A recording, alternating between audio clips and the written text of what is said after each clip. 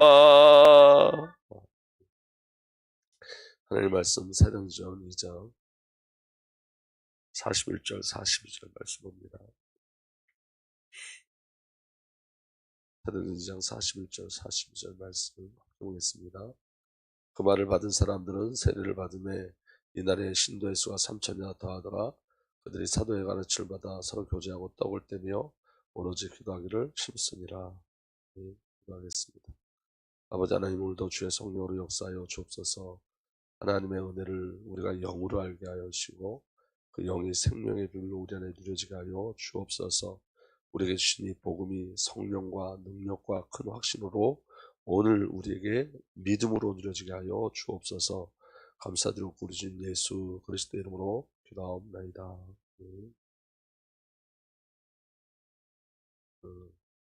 오늘은 오늘서부터 오순절에 대해서 우리 이번 주간에 계속 새벽에 말씀을 나눌 텐데, 오늘 말씀 우리가 주일날 말씀 나눈 그 부분의 한 부분에 대한 내용입니다. 함께 나누면 결론적으로 말하면 율법은 3,000명을 죽였지만 성령은 3,000명을 살려냈다는 거예요. 그래서 오늘 그 말씀을 가지고 함께 말씀을 나누고자 합니다.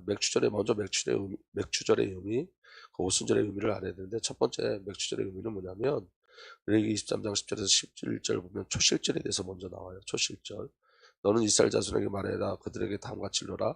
너희는 주가 주는 그 땅으로 들어가 곡식을 거둘 때 너희가 거둔 첫 곡식단을 제사장에 가져가고 그랬어요. 첫 곡식단을 제사장에 가져가서 그 절기를 지키는 게 초실절이에요. 그래서 첫 곡식단을 제사장에 가져가야 한다.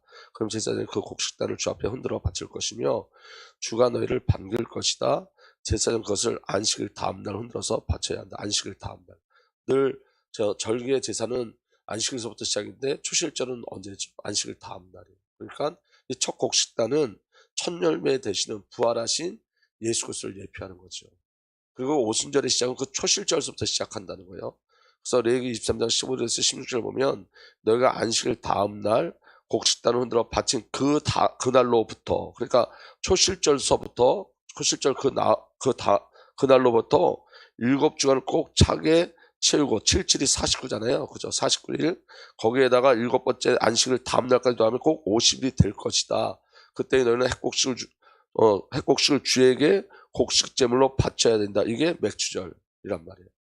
그래서 7을 7번을 한다 해서 77절, 맥주절, 그리고 오순절 이렇게 얘기하는 거죠.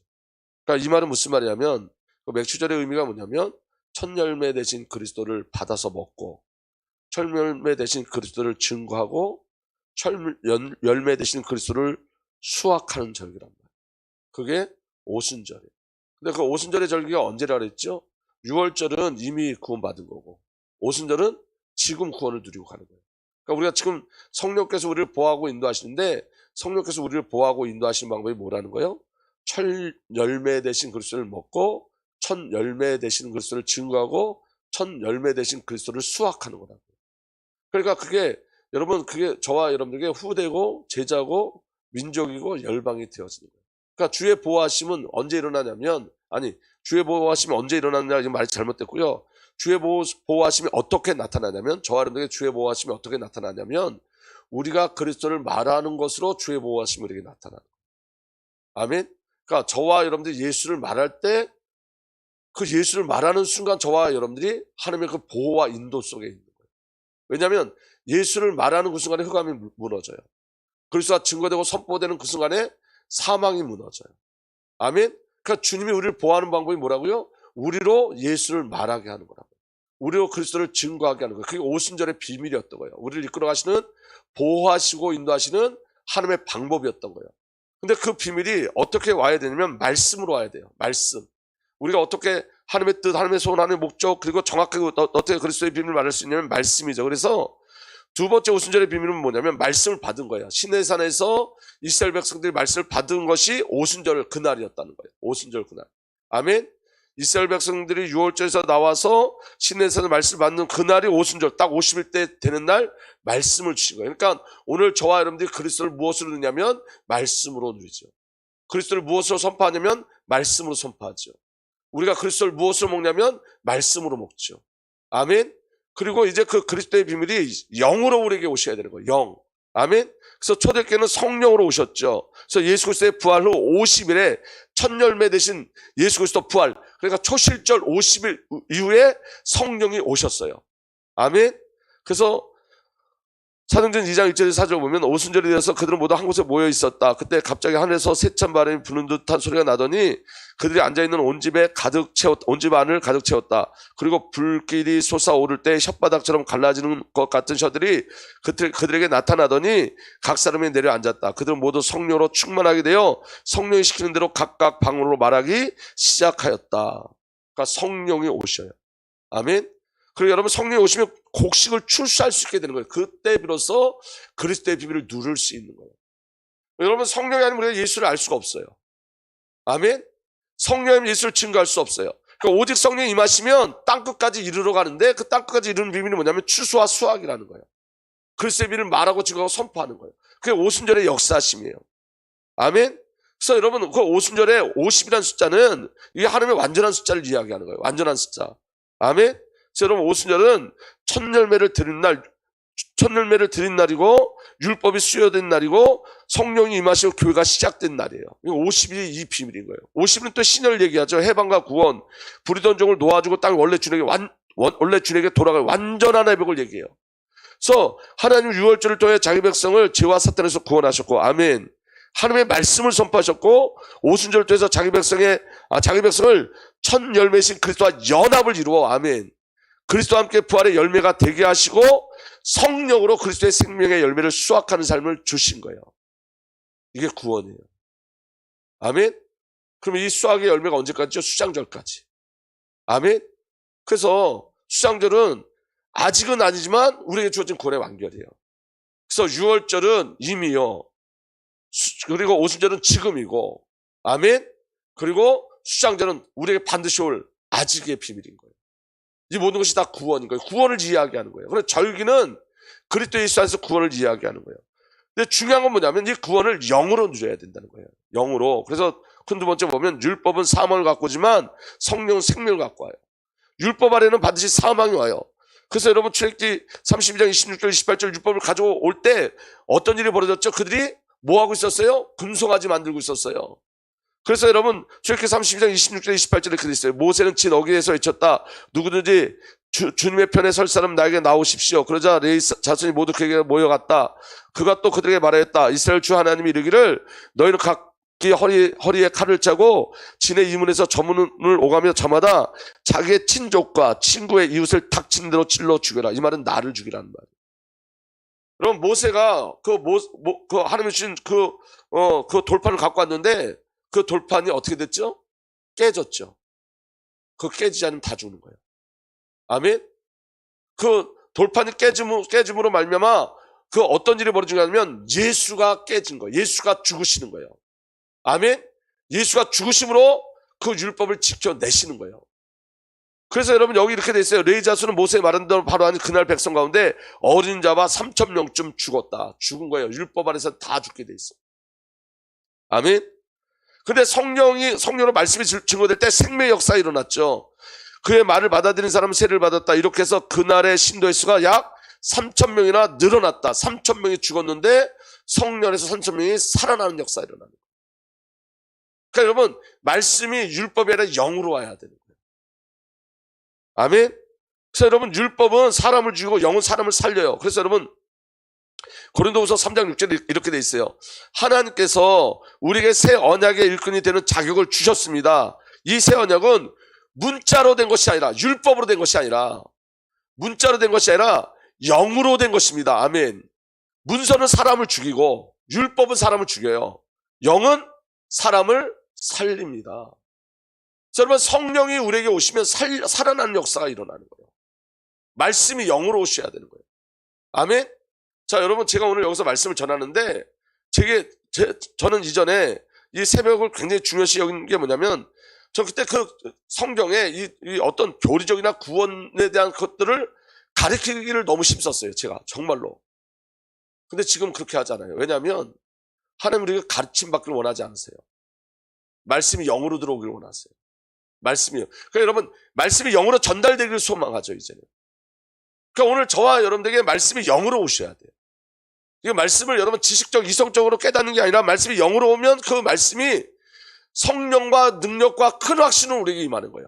말씀이 성령으로, 능력으로, 큰 확신으로. 아멘. 그래서 여러분, 구원은 인간의 열심과 이성적 사고로 얻는 것이 아니에요.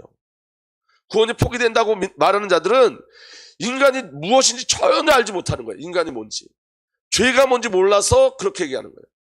그래서 여러분, 전적 타락이 내게 보여져야 돼요. 전적. 그냥 이런 율법은 뭐냐면 우리의 전적 타락을 보여주는 거예요. 너희가 아무리 애써도 안 돼. 이게 율법이에요. 이해가 되십니까? 너희가 지킬 수 없어. 그게 율법이에요. 여러분, 율법을 다 지키면 구원받을 수 있어요. 근데 율법을 지킬 수가 없다고요. 유일하게 율법을 지켜내신 분이 한 분 계시는데 그분이 말씀이 육신되어 있다 오신 하나님이신 예수 그리스도예요. 하나님이신 예수 그리스도만 율법을 완전하게 지켜내셨어요. 아멘? 그래서 그분은 죄가 없으세요. 근데 여러분, 저와 여러분이 깨달을 건 뭐냐면 문서, 율법 앞에서는 다 죽어요. 다. 전부 다 죽는 거예요. 그래서 바울의 고백이 뭐냐면 이렇게 고백하죠. 로마서 7장에 이렇게 21절서부터 보면 여기에서 나는 법칙 하나를 발견하였습니다. 곧 나는 선을 행하려고 하는데 그런 나에게 악이 붙어 있다는 것입니다. 나는 속사람으로 하나님의 법을 즐거워하나 내 지체에 다른 법이 있어서 내 마음의 법과 싸우며 내 지체에 있는 죄의 법이 나를 포로로 만드는 것을 봅니다. 아, 나는 비참한 사람입니다. 누가 이 죽음의 몸에서 나를 건져 주겠습니까? 적어도 여러분 이 고백이 나와야지 하나님의 은혜를 깨닫는 거예요. 아멘? 우리 주 예수 그리스도를 통해 나를 건져주신 하나님께 감사를 드립니다. 그러나 나 자신은 마음으로 하나님의 법을 섬기고 육신으로는 죄의 법을 섬기고 있습니다. 이게 인간이라고요. 우리가 여러분 아버지의 마음, 아버지의 뜻을 모르는 게 아니에요. 우리 속사람은 하나님의 법을 즐거워해요. 기뻐해요.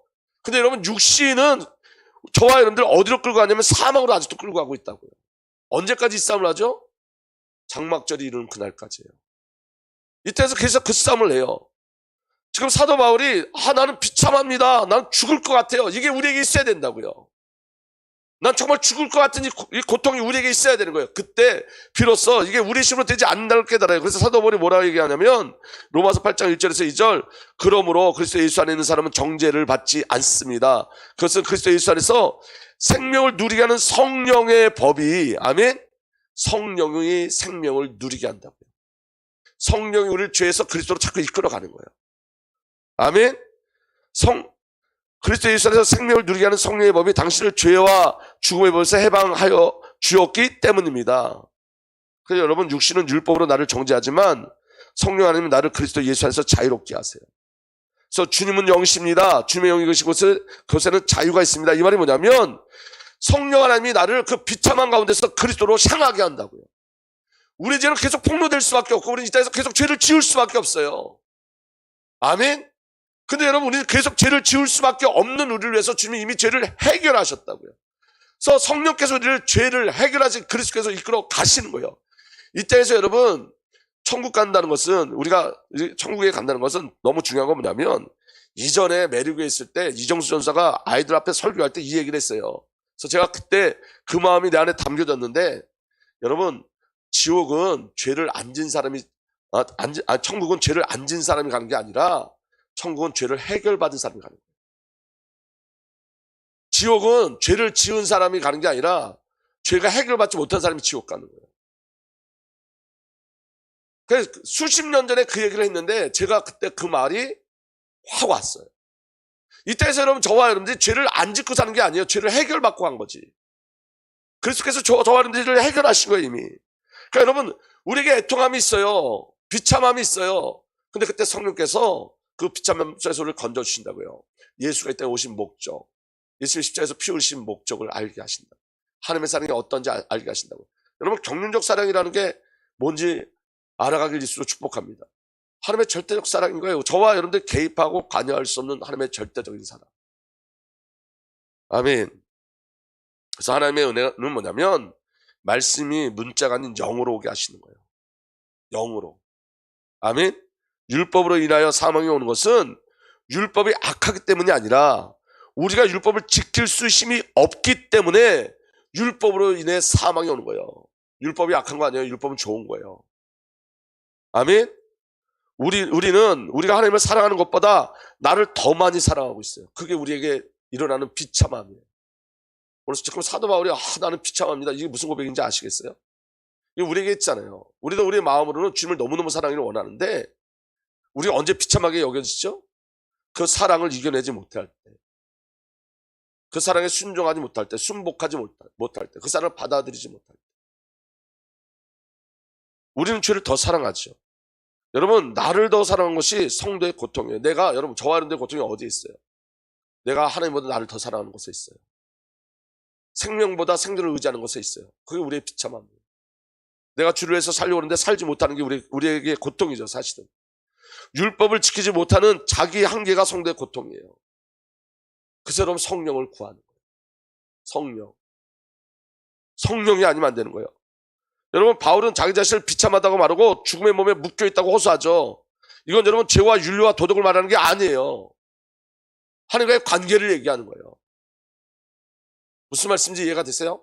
하나님과의 관계를 이야기하는 거예요, 지금. 내가 하나님의 사랑을 거부할 때가 있단 말이에요. 하나님의 일을 거부하고 외면할 때가 있어요. 알면서도. 뻔히 하나님의 뜻을 알면서도 거부할 때가 있어요. 육신에 끌려다닐 때가 있어요. 여러분, 예배하는 게 중요한 걸 모르는 성도가 어디 있겠어요? 근데 여러분, 예배하지 못할 때 그걸 비참함으로 아는 자들은 성령이 임하신 자들. 우리가 비참하다 이 말은 성령이 알게 하시고 깨닫게 하시는 거예요. 여러분, 우리가 기도가 중요하다는 건 다 알죠. 근데 여러분, 기도를 행위로 얘기하는 게 아니라 관계에서 얘기를 하는 거예요. 하나님과의 관계 속에서. 그러니까 성경이 말하는 죄는 여러분, 도덕과 윤리적 죄가 아니라 관계 속에서 일어나는 죄예요. 하나님과 나와의 관계 속에서. 근데 성령은 그 비참함도 우리에게 주신 게 뭐냐면 사실은 성령님이에요. 그래서 우리가 누굴 계속 바라보게 하는 거죠? 주님, 나는 할 수 없는 자입니다. 나는 안 됩니다. 그래서 누굴 바라보게 하는 거예요? 우리 주 예수 그리스도를 바라보고 성령의 기름 부으심을 간구하게 하시는 거예요.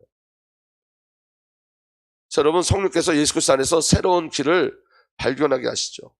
내가 연약하게 율법을 지킬 수 없기에 하나님이신 예수 그리스도께서 율법을 모두 다 행하셨고 예수 그리스도를 통해 율법의 요구를 모두 이루셨어요.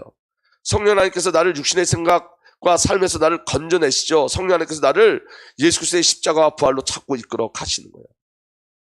아멘. 그래서 여러분, 십자가가 아니면 안 되는 나를 보게 하시는 거예요.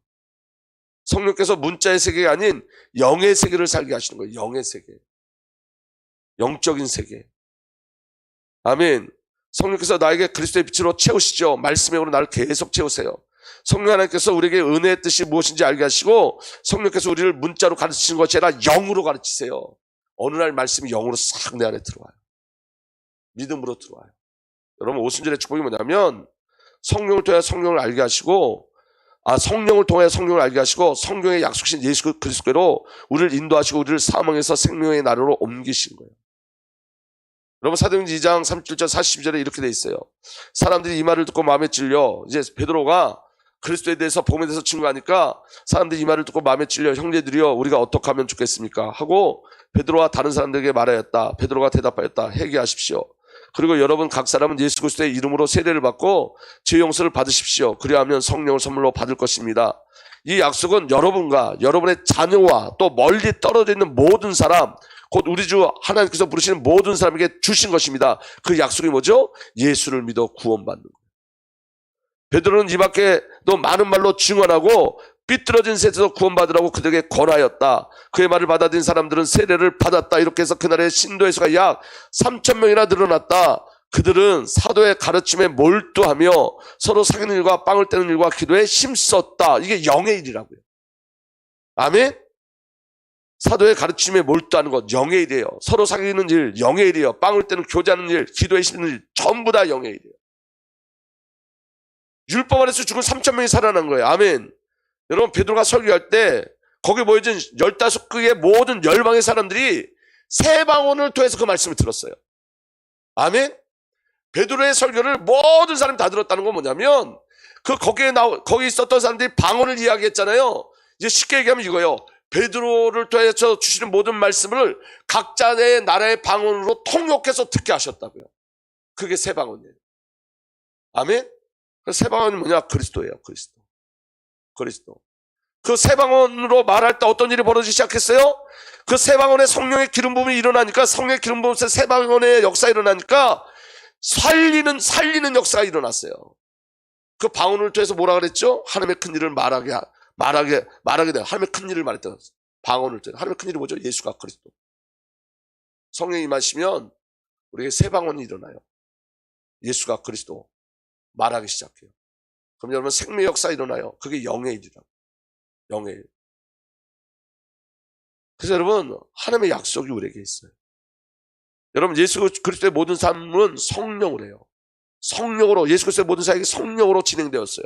예수 그리스도의 산생도 성령으로, 예수님의 세례도 성령, 시험도 성령, 공생의 사역, 죽으신 부활 승리 다 성령으로 말미암아. 예수님의 사역을 말할 때 예수님이 이렇게 얘기해요. 아버지로 말미암아 성령으로. 방법이 아니었어요. 관계였어요. 아버지로 말미암아 성령으로. 저와 여러분들의 삶도 방법이 아니라 관계예요. 그 친밀함 속에 계속 들어가는 거예요. 그리고 예수님이 약속하셨어요. 요한복음 14장 16절에 내가 아버지께 구하겠다. 그리하면 아버지께서 다른 보혜사를 너에게 보내셔서 영원히 너희와 함께 계시게 하실 것이다. 왜 다른 보혜사를 그랬을까요? 보혜사가 있단 말이에요. 누구예요? 예수님. 예수님이 승천하면 예수님과 똑같은 보혜사를 보내시겠다는 거예요. 그게 누구라고요? 성령님. 아멘. 다른 보혜사, 예수님이 저와 여러분들의 첫 번째 보혜사예요. 우리를 보호하시고 지키시는 분이에요. 아멘. 선지자 세상 왕으로 오셨어요. 아멘. 그리고 성령님이 선지자 세상 왕, 그 그리스도의 영으로 오신다는 거예요. 그래서 영원토록 우리와 함께 하세요. 요한복음 14장 26절에 보혜사 곧 아버지께서 내 이름을 보내실 성령께서 너에게 모든 것을 가르쳐 주실 것이며 또 내가 너에게 말한 모든 것을 생각나게 하실 것이다. 성령이 가르치시고 생각나게 하시고, 성령이 오셔야 그리스도의 말씀이 생각나고 그리스도의 말씀을 깨달을 수 있고, 그러니까 여러분 성령이 아니면 안 되는 거예요. 요한복음 15장 26절에 내가 아버지께로부터 너에게 보낼 보혜사 곧 아버지께로 오시는 진리의 영이 오시면 그 영이 나를 위하여 증언하실 거다. 성령이 오시면 예수 그리스도를 증언해요. 성령이 오셔야 돼요. 요한복음 16장 13절에 그분 곧 진리의 영이 오시면 그가 너희를 모든 진리 가운데로 인도하실 것이다. 그는 자기 마음대로 말씀하지 않으시고 듣는 것만 일러주실 것이요 앞으로 올 일들을 너에게 알려주실 것이다. 성령이 진리로 말씀으로 우리를 이끌어 가세요. 그래서 예수님이 제자들에게 권면하셨어요. 명령하셨어요. 사도행전 1장 4절에서 5절, 예수께서 사도들과 함께 잡수실 때 그들에게 이렇게 분부하셨습니다. 너희는 예루살렘을 떠나지 말고 내게 들은 아버지의 약속을 기다려라. 요한은 물론 세례를 주었으나 너희는 여러 날이 되지 않아서 성령으로 세례를 받을 것이다. 예루살렘을 떠나지 말고 조급하지 말라는 거예요. 성령이 오실 때까지. 왜? 성령이 오셔야지 초실절의 역사부터 장막절에 이루는 모든 하나님의 역사를 누릴 수 있는 거예요. 그리스도 초실절의 역사를 언제 누릴 수 있어요? 성령이 오셔야지 돼요. 성령이 아니면 불가능한 거예요. 사도행전 1장 8절에 성령이 너에게 내리시면 너희는 능력을 받고 예루살렘과 온 유대와 사마리아에서 그리고 마침내 땅까지 이르러 내 증인이 될 것이다. 성령이 오셔야 증인 되어져요. 여러분 열심이 아니라 성령이에요. 저와 여러분들이 아니라 성령이에요. 그래서 여러분 성령을 간구하셔야 돼요. 구약의 모든 회복도 성령이 오심으로 회복되어진다고 말씀하세요. 에스겔 36장 24절에서 27절 보면 내가 너희를 이방 민족들 가운데 데리고 나오며 그 여러 나라에서 너희를 모아다가 너희 나라로 데리고 들어가겠다. 그리고 내가 너희에게 맑은 물을 뿌려 너희를 정결케 하며 너희 온갖 더러움과 너희가 우상을 섬기는 모든 더러움을 깨끗하게 씻어주며 너희에게 새로운 마음을 주고 너희 속에 새로운 영을 넣어주며 너희 몸에 돌같이 굳은 마음을 없애고 살갗처럼 굳은 마음을 주며 너희 속에 내 영을 두어 너희가 나의 모든 율례대로 행동하게 하겠다. 그러면 너희가 내 모든 규를 지키고 실천할 것이다. 성령이 오셔야지 새 마음, 성령이 오셔야지 살갗처럼 부드러운 마음, 성령이 오셔야지 정결케 되어집니다. 그래서 여러분 저는 이 말씀을 듣고 지금 거의 1년 넘게 기도하고 있어요. 왜냐하면 여러분 성령이 아니면 불가능하기 때문에. 요엘서 2장 28절 29절에도 내가 모든 사람에게 나의 영을 부어주겠다. 약속이에요. 성령을 주겠다 약속하셨어요. 너희 아들들은 예언하고 너희들은 꿈을 꾸고 젊은이들은 환상을 보고 전부 하나님 나라에 대한 비밀이에요. 언제? 성령이 올 때 하나님 나라에 대한 예언, 꿈, 환상을 보는 거예요. 그때 되면 종들에게까지 남녀를 가리지 않고 나의 영을 부어주겠다. 성령이 오시면, 성령으로 부어주시면, 성령을 부어주겠다는 거예요. 마지막으로 다윗이 이렇게 고백했습니다. 주님의 눈을 내 죄에서 돌리시고 내 모든 죄악을 없애주십시오. 아 하나님, 내 속에 깨끗한 마음을 창조하여 주시고 내 속을 경고한 심령으로 새롭게 하여 주십시오. 사실 이게 저와 여러분들의 기도 제목이죠. 내 마음을 깨끗한 마음으로 창조하여 주시고 내 속에 경고한 심령으로 새롭게 하여 주십시오. 그리고 주님의 눈을 내 죄에서 돌리시고 내 모든 죄악을 없애주십시오. 이게 우리 기도 제목이죠. 주님 앞에서 나를 쫓아내지 마시며 주님의 성령을 나에게 거둬가지 말아 주십시오. 여러분 다윗이 가장 두려웠던 건 뭐냐면 성령이 떠나시는 거였어요. 왜냐면 여러분 다윗을 통해서 하나님의 신령국가가 세워졌죠. 근데 여러분 다윗이 아는 거예요. 이게 자신의 힘이 아니라 누구의 역사라고요? 성령의 역사십니다. 오늘 우리의 신앙은 성령으로만 가능한 거예요. 그래서 주님께서 베푸시는 구원의 기쁨을 내게 회복시켜 주시고 성령이 우리에게 오실 때 그 구원의 기쁨이 우리 안에 회복되는 줄 믿습니다. 내가 지탱할 수 있도록 내게 자발적인 마음을 주십시오. 성령으로만. 그래서 여러분 그 성령의 역사심의 결국이 뭐냐면 반역하는 죄인들에게 내가 주님의 길을 가르치게 하여 주십시오. 죄인들이 주님께 돌아올 것입니다. 이게 하나님 나라예요. 근데 전부 다 무엇으로? 성령이에요. 중요한 건 여러분 갈망이 있으셔야 돼요. 기대가 있으셔야 돼요. 오늘 주의 영이 임하지 않으면 절대로 저와 여러분들에게는 하나님의 일이 일어날 수 없어요. 그게 오순절의 비밀이에요. 오순절의 비밀. 그래서 여러분 성령의 충만함을 간구하십시오. 그리고 여러분 말씀은 영으로 와야 돼요. 머리로 이해하고 깨닫는 게 아니에요. 영으로 생명으로 우리에게 들어오기를 소망하십시오. 그리고 그때 비로소 하나님의 일들이 저와 여러분을 통해서 나타날 줄 믿으시기를 예수님으로 축복합니다. 아버지 하나님, 오늘도 주의 영으로 채우시고 성령으로 채워 주옵소서. 우리 주님 예수 그리스도의 이름으로 기도하옵나이다.